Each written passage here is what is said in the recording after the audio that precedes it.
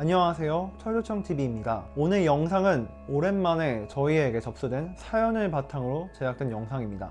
작년 2월경 제보자 A씨는 강남역의 한 치과에서 2천만 원이라는 거금을 주고 양악수술을 진행하였다고 합니다. 하지만 수술 이후 과도하게 왜소해진 턱과 기능적인 부작용으로 하루하루 고통을 호소하고 있다고 하는데요. A씨는 방송에 노출되는 직업을 꿈꾸던 사회초년생이었지만 이러한 부작용으로 자신의 꿈을 접었다고 밝혔습니다. 먼저 A씨의 수술 전후 사진을 한번 보도록 하겠습니다.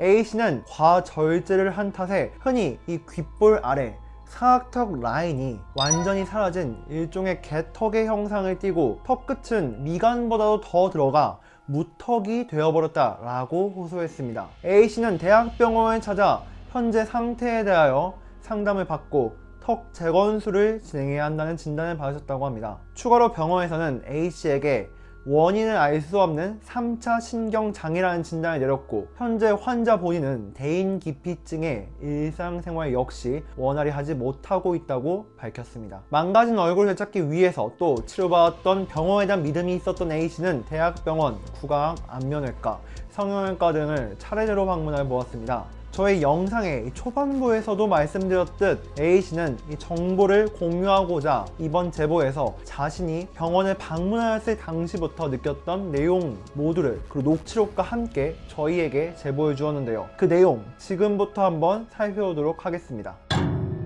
A씨는 수술 전 사진에서 볼 수 있듯 2mm 정도의 경미한 치열 비대칭, 약간의 하악 돌출감을 상담에서 이야기하였고 병원은 양악수술을 추천해 주었다고 합니다. 방송 쪽 일을 생각하던 A씨는 고민 끝에 일을 진행하기로 결정 수술을 받게 되었는데요. 그러나 문제는 수술 후 2주가 되었을 무렵이었습니다. 큰 붓기가 빠지기 시작하면서 A씨는 이 치과의 모양이 처음 상담받았을 때와 상이하다, 라인이 이상한 것 같다 라고 문의하였지만 병원에서는 붓기가 덜 빠져 그렇다, 더 빠질 때까지 기다려라, 오히려 더 잘생긴 것 같다 라는 등의 답변을 해주었다고 합니다. 불안한 상태에서도 A씨는 그저 병원을 믿고 기다릴 수밖에 없었습니다. 이후 A씨는 병원을 다시 찾았습니다. 그러나 원장과는 상담이 쉽지 않았습니다. 담당했던 원장과의 진료는 5분도 되지 않았을 뿐만 아니라 의료적인 내용을 상담실장과 이야기해야 하는 상황에 그 대응 방식에 대하여 당황할 수밖에 없었던 A씨. 충격을 받은 그는 제보 과정에서 수술 후 관리 역시 의료 서비스에 포함이 되는 것이 아니냐 라며 억울함을 호소하였습니다. 그렇다면 그는 구체적으로 어떤 불편함과 부작용을 가지고 병원을 찾았던 걸까요? 우선 A씨는 수술의 최초 목적이었던 이 비대칭이 개선되지 않았을 뿐만 아니라 실제 대학병원의 진단 내용에 따르면 오히려 감각 상실 및 신경장애를 앓게 되었다고 이야기하였습니다. 여기 진단서의 내용을 저희는 이에 대한 정보가 부족하다 보니 어느 정도인지 감이 오지 않을 수 있기 때문에 이에 대해서 설명드리자면 A씨는 바늘 등으로 앞턱을 찔러도 감각이 느껴지지 않는 정도이다 라고 말하였습니다. 뿐만 아니라 앞턱 근육의 통증과 당김 증상은 실제 일상생활을 불편하게 할 정도로